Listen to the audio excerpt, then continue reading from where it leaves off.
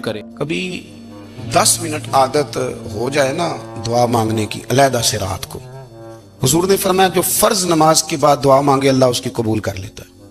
نبی پاک صلی اللہ تعالی علیہ وسلم نے فرمایا اللہ مسافر کی دعا قبول فرماتا ہے۔ حضور نے فرمایا اللہ مظلوم کی دعا قبول فرماتا ہے۔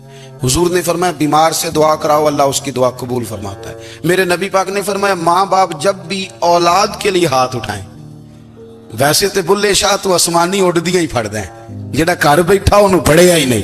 حضور فرمانے لگے ماں باپ جب بھی اولاد کے لیے دعا فرمائیں اللہ ان کی دعا کو قبول کرتا ہے۔ آپ اپنا تعلق بنائیں دعا کے ساتھ، عبادت کے ساتھ، مصلی کے ساتھ رشتہ بنائیں، استغفار پڑھیں۔ صلاح الدین ایوبی صلیبی جنگوں میں تھے، رات کو مسجد اقصی میں نماز پڑھی تو پریشان تھے۔ ایک بزرگ سے ملاقات ہوئی تو وہ کہنے لگے کہ آپ بڑے پریشان ہیں۔ کہنے لگے حضور پریشان اس لیے ہوں کہ پہلے ہی مسلمان کمزور ہے، اب میں نے سنا ہے دشمن کا ایک بحری بیڑا وہ جنگی سامان سے بھرا ہوا آ رہا ہے، تو اب ان کے پاس اور تلواریں اور نیزے آ جائیں گے، مسلمانوں کے پاس پہلے ہی وسائل کی کمی ہے، پریشان ہو کس طرح کر کے مقابلہ کریں گے۔ یہ بات کہتے ہی صلاح الدین ایوبی نے بزرگوں سے کہا حضور آپ بھی دعا کرنا، دعا کی بڑی طاقت ہے۔ میرے نبی پاک نے فرمایا دعا مومن کا ہتھیار ہے، دعا مومن کا حضور نے فرمایا تقدیر کو سوائے دعا کے کوئی چیز نہیں بدل سکتی۔ دعا مومن کا ہتھیار ہے، یہ کافر کے پاس کوئی نہیں، یہ ہتھیار ہے مومن کا۔ اللہ کرے آپ کو سمجھ آئے، پھر سنیں، کئی بار کہہ چکا ہوں یہ ہتھیار ہے۔ کافر کے مقابلے میں جو تیرے پاس سب سے بڑا ہتھیار ہے وہ دعا ہے۔ دعائیں کرانی چھوڑ دی، کرنی چھوڑ دی، لینی چھوڑ دی۔ حضرت سیدنا انس بن مالک رضی اللہ تعالیٰ عنہ فرمایا کرتے تھے میں نے وہ رنگ دیکھا ہے جب حضور دعا مانگتے تھے اور حضور کی مقدس آنکھوں میں آنسو بھی ساتھ ہی بہا کرتے تھے، میں نے وہ انداز دیکھا۔ تو صلاح الدین ایوبی بزرگ سے کہنے لگے آپ بھی دعا کیجیے، اور خود رونے لگے اور سر سجدے میں رکھ کے رونے لگے، اور عشاء سے لے کر فجر تک روئے، خوب روئے۔ صبح وہ بزرگ آئے تو صلاح الدین ایوبی کا خوبصورت اور ہنستا ہوا چہرہ دیکھا، کہنے لگے آپ بڑے خوش ہیں، رات تو میں نے بڑے روتے ہوئے دیکھا تھا۔ تو کہنے لگے حضور وہ جو بحری بیڑا آ رہا تھا نا وہ پانی میں ڈوب گیا ہے، اب وہ نہیں آ رہا، ابھی خبر آئی ہے تو میں بڑا خوش ہوں۔ بزرگ کہنے لگے اٹھ سینے سے لگ، اور سن ایک بات، وہ بحری بیڑا پانی میں نہیں ڈوبا، وہ تیرے آنسوؤں میں ڈوب گیا ہے۔ وہ جو تو رات رویا ہے نا رب کریم کی بارگاہ میں تو وہ ڈوب گیا ہے۔ بھائی اپنا مصلی کا، عبادت کا، وظائف کا، اللہ کا سلسلہ اس کو مضبوط کرے، اپنی دعاؤں کے تعلق کو مضبوط کرے۔ دعائیں بڑے انقلاب برپا کر دیتی ہیں۔ ہم تھوڑے نا جب سے خشک ہوئے ہیں نا، خشک، اور میری تو جماعت ہی صوفیاء کی جماعت تھی، ہم تو داتا علی اجمیری کی جماعت سے، ہم تو خواجہ اجمیری کی جماعت سے، ہم تو شیخ احمد فاروق سرہندی کی جماعت سے، ہم تو صوفیاء کی جماعت۔ ہماری جماعت نے بھی وہ تعلق جو ہمارے بزرگوں نے بنایا تھا۔ بزرگ اللہ کے قریب کیسے جاتا ہے؟ ہمارے یہاں نا بہت سارے لوگ کہتے ہیں جی نظر ہو گئی تو کام ہو گیا۔ بھائی جو بخاری مسلم میں طریقہ ہے نا اللہ کا قرب پانے کا وہ تو نفل ہے۔ نبی کریم علیہ السلام نے فرمایا بندہ نفلوں کے ذریعے رب کے قریب جاتا ہے، اور اتنا قریب جاتا ہے کہ پھر اللہ اس کی زبان بن جاتا ہے، اللہ اس کی آنکھیں بن جاتا ہے، کان بن جاتا ہے، ہاتھ اور پیر بن جاتا ہے۔ تو یہ تو عبادت ہے، یہ تو اللہ کی بارگاہ کی حاضری ہے جو آپ کو اللہ کے قریب کرے گی۔ تو نماز کو اہمیت دے کے ادا کریں، نمازیں موبائل بند کر کے ادا کریں۔ لیکن نا کچھ لوگ کہتے ہیں مجھے ٹائم نہیں ملتا نماز کا، تو میں کہتا ہوں یہ آپ نے بڑی جرت کی بات کی ہے۔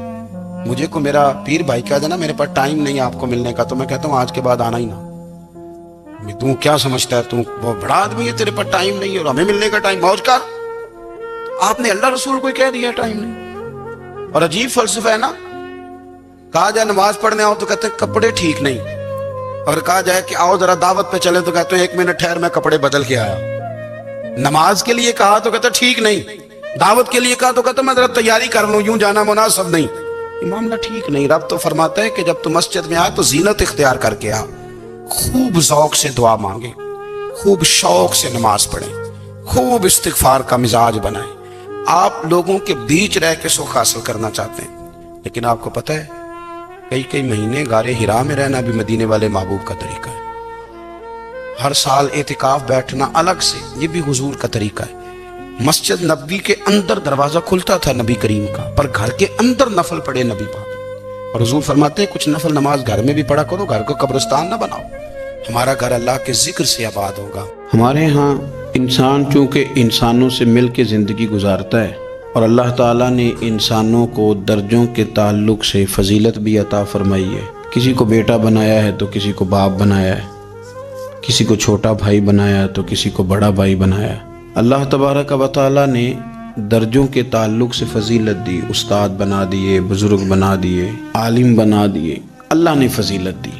ایک فضیلت وہ ہے جو اللہ نے دی، اور کچھ خیال لوگوں کا اپنا ہے کہ مجھے فضیلت ملنی چاہیے، میرا اعزاز ہونا چاہیے۔ اس میں پھر یہ ہوتا ہے کہ ایک تو انسان اس ارادے کی بنیاد پر کمزور ہو جاتا ہے، ایسی حرکات بھی کر جاتا ہے جس پر اس کا دل اور اس کا ضمیر اسے ملامت کرتا ہے، لیکن اسے شہرت چاہیے ہوتی ہے، وہ بھاگتا پھرتا ہے۔ کئی دفعہ یوں بھی ہوتا ہے کہ مقصود چونکہ شہرت ہوتی ہے، مقصود چونکہ دنیا داری ہوتی ہے، تو پھر دوسروں کو تکلیف دیتا ہے، وہ زبردستی عزت مانگنا، لوگوں کو تکلیف میں مبتلا کرنا اور خیال کرنا۔ مطلب دو قسم کے داماد ہوتے ہیں، ایک داماد وہ ہوتا ہے جس کے بارے میں پتہ ہوتا ہے کہ پھڈا بہت زیادہ ڈالتا ہے، چائے بھی لیٹ ملے تو شور کرتا ہے، تب وہ سسر جو ہے وہ اپنے بچوں کو اگر کسی موقع پر اس صاحب نے آنا ہو تو بٹھا کر کے پہلے کہہ دیتے ہیں کہ مہربانی کرنا اس شریر کا ذرا خیال رکھنا، 2 دن گزر جائیں بیاہ کے یا کسی اور تقریب کے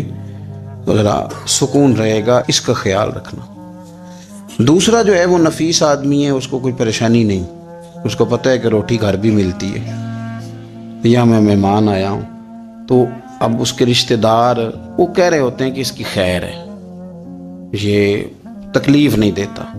اب یہ جو صاحب ہیں یہ کہتے ہیں جناب میں نے ہر چیز کھینچ کے رکھی ہوئی ہے، میں جاتا ہوں تو سب کچھ سیدھا ہو جاتا ہے۔ وہ بھائی آپ کے شر سے بچ رہے ہیں لوگ، آپ جو اذیت دیتے ہیں اس سے بچ رہے ہیں، آپ کو عزت نہیں دے رہے۔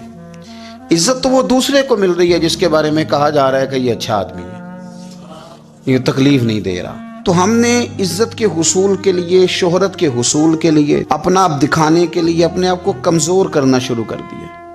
بہت ساری جگہوں پر یوں محسوس ہوتا ہے کہ یہ آدمی شاید منت کرے گا اور شاید یہ ہاتھ باندھے گا کہ مہربانی کرو میرا بھی نام لے لو کسی طریقے سے، اور بڑے بڑے لوگوں کو یہ بیماری لگ جاتی ہے۔ اللہ تعالیٰ نے مالی طور پر، علمی طور پر قوت بخشی ہوئی ہے، اعزاز دیا ہے، لیکن وہ اس خوف کا شکار ہیں کہ میری عزت نہیں ہے، کچھ 4 بندے میرا نام لے لیتے نا۔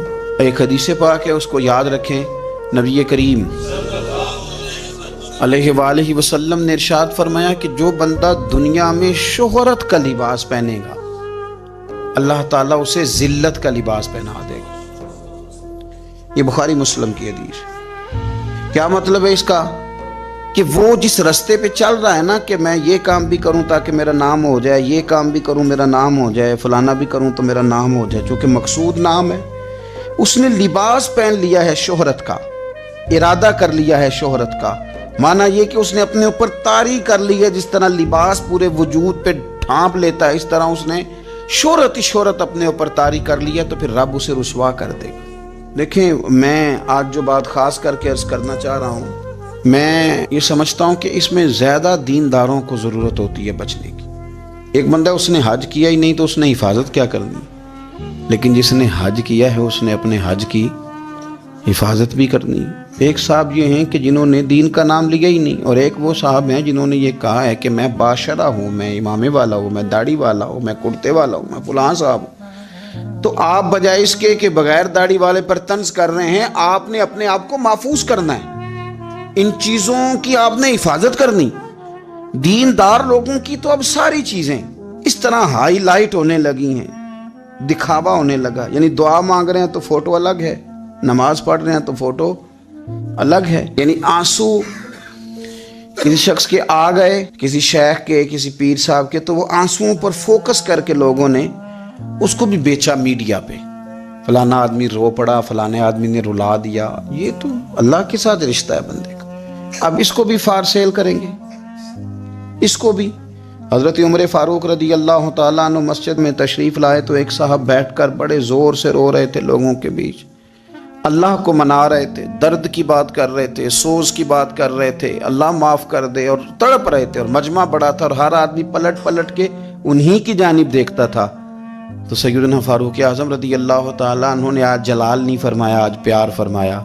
اس کے قریب گئے، جب وہ فارغ ہو گیا اس کو تھپکی دی، فرمانے لگے یہ جو تم نے لوگوں کے بیچ بیٹھ کے کیا ہے نا، اور تیری داڑھی آنسوؤں سے بھر گئی ہے، یہ 2 قطرے آنسوؤں کے تو اکیلے میں بیٹھ کے بہا دیتا تو رب تیرے اوپر خاص رحمت کا نزول فرما دے. کو ضروری ہے کہ یہاں جو ہے تو نے بتانا ہے کہ میں بڑا مطلب عاشق رسول ہوں اور میں نے جناب بڑے آنسو بہائے ہیں نعت شریف پہ. آ جائے، رونا تو آ گیا، کنٹرول نہیں ہے، وہ تو آ گیا. اور اب تو باقاعدہ پریکٹس کی جاتی ہے کہ پڑھنے والے نے بھی رونا ہے اور سننے والے نے بھی رونا ہے. نہ کریں یہ کام. اگر آپ کا مزاج دکھاوے کا بن جائے گا، آپ کی طبیعت دکھاوے کی بن جائے گی، ذہن دکھاوے کا بن جائے گا، پھر آپ تنگ ہوں گے.